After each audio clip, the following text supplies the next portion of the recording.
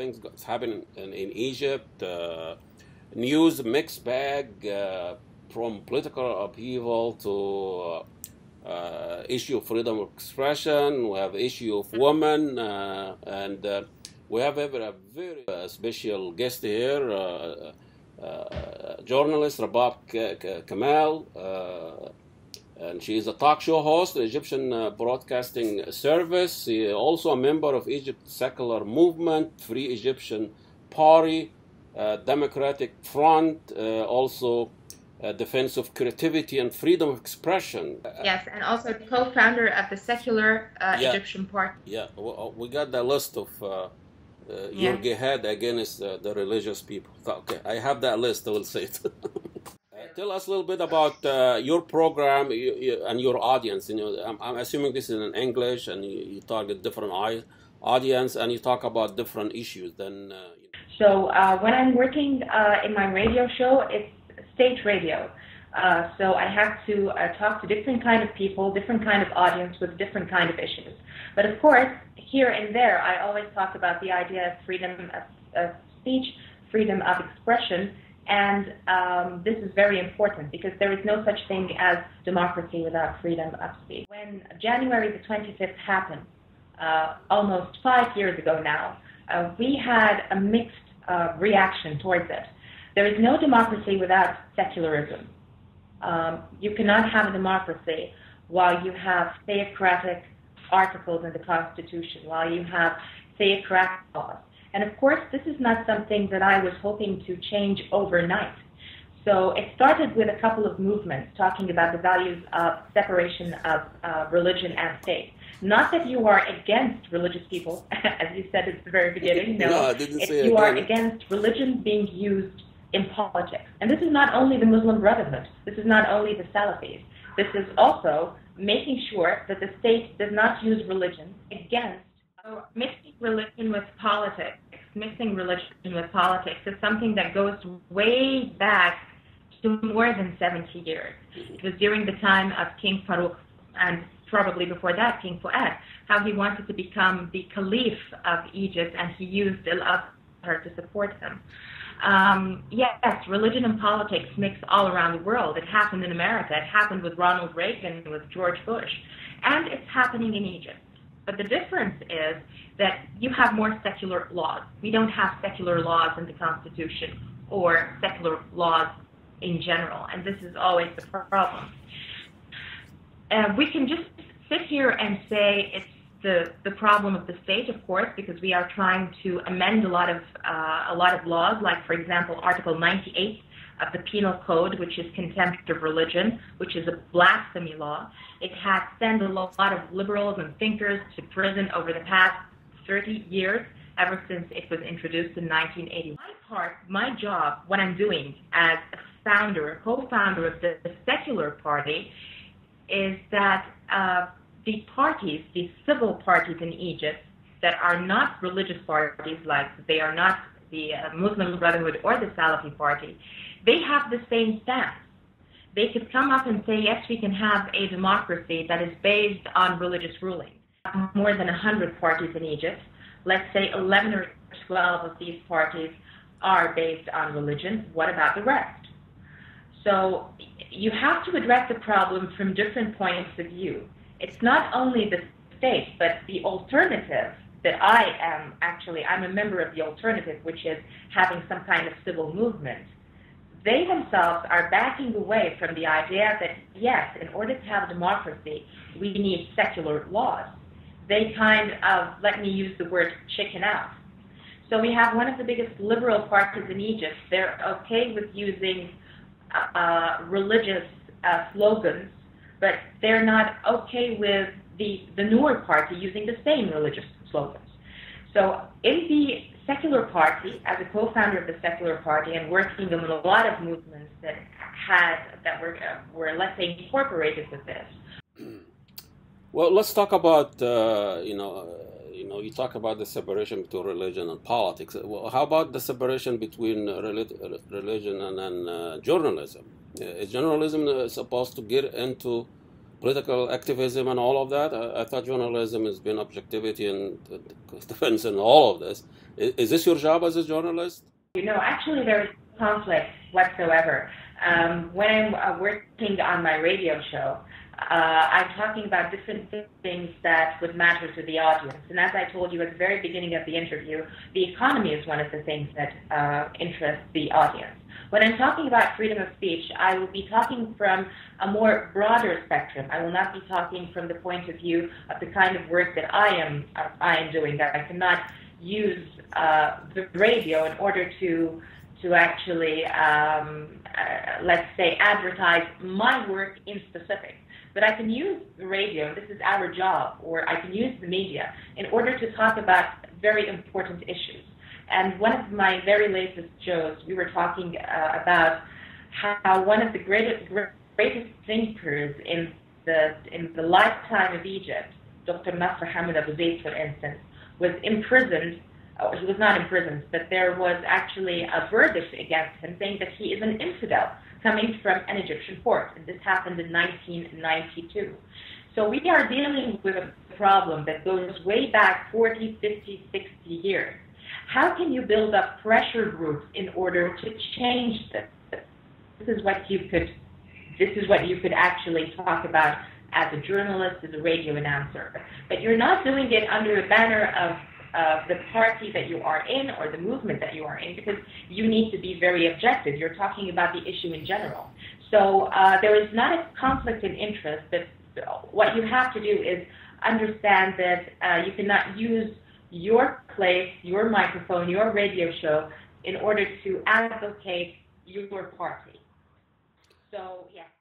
There is corporate media and there is, state media, and I don't know how you operate in the state media, where you have the you work for the government, for God's sake, and it seems to me your job will be very tough.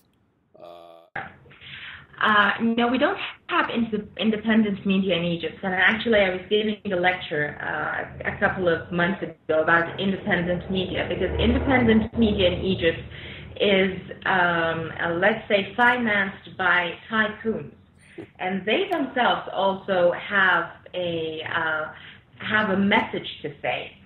One of the things that we were talking about. One of the things that we were talking about today, that a journalist that is against Wahhabism and how Saudi Arabia is actually financing the Wahhabis in Egypt, this journalist was, let's say, he left the channel that he was working in, which is financed by a liberal tycoon, because he has interest with not being, let's say, critical of the Wahhabis right now. So there is no such thing as independent media. The problem is that the obstacles that you have in state media would be different from the obstacles that you have in an independent media. State media, you're already an employee of the state, which means you can actually, let's say, have hosts that they can talk about certain issues, and you know that you have a backbone. And the backbone is that you are an employee of the state. Nobody can just fire you because you said something that's against them. And this is different from the independent media where money talks. Is this a compelling issue, the facing issue? It seems like in the last 70 years, we run by a military institution that claim they are the protector of seculars. I mean, it seems like we are terrified by political Islam, not just in Egypt, everywhere. Not and the idea is we never seen political Islam. And I mean, right. Let me say that the idea of the state was secular. It never happened in Egypt. Going up against political Islam does not mean that you are secular. When we were secular, you're talking about the past 70 years. Well, let's take the time of President Sadat, for instance. He placed Article 2 of the Constitution. He let the Muslim Brotherhood reprint their Your audio is gone. That's fine. magazine, which was called Dawa again. He let there was actually a law for what we call it dawaya, or mosques beneath your or in your building. If you have a zawiya, which is a small mosque, you don't pay taxes. So actually, we had another law back in 1983. This law was introduced by the Speaker of Parliament, Sophie Abu Talib, which is actually what we call the Islamization of Egyptian laws. So who said that while we were fighting political Islam, that we actually were secular? This is actually the problem. When we were fighting political Islam, we were never secular. And let me put this in a very straightforward phase. My issue is not to just put them aside.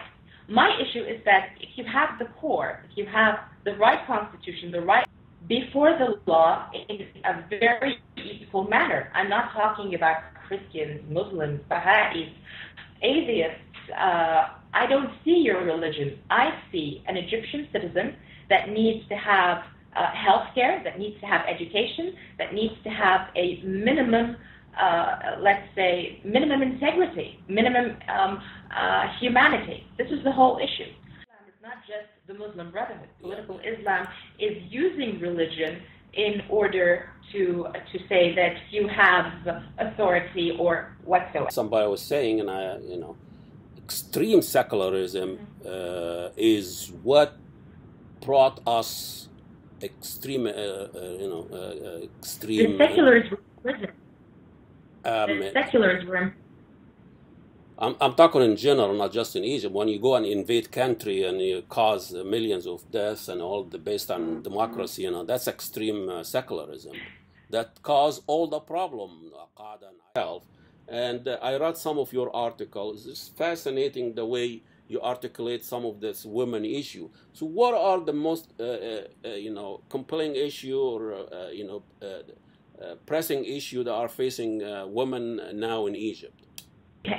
We have different problems, but we always talk about the issue of Egyptian women as we need her to become, how many ministers do we have in the cabinet?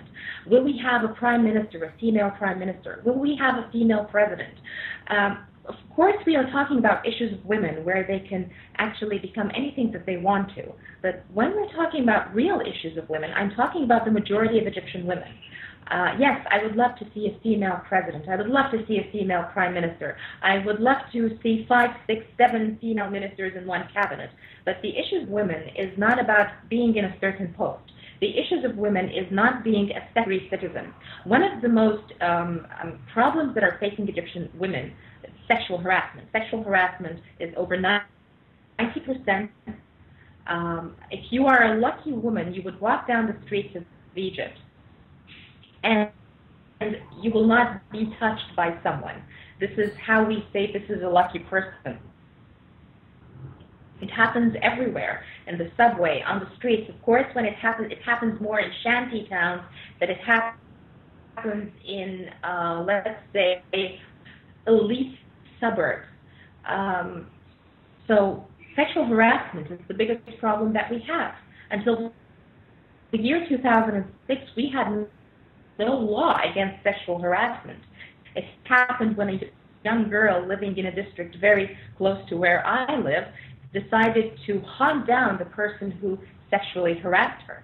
So, and this is also not only a job this is not only an issue for police. This is also a cultural issue. And of course, we need to have, let's say, an iron hand. Police have to be more effective when it comes to sexual harassment, but the phenomenon is actually gone beyond all limits. And I'll let you know. So we finish our interview with Rabab Kamal. She is a radio talk host, a political activist.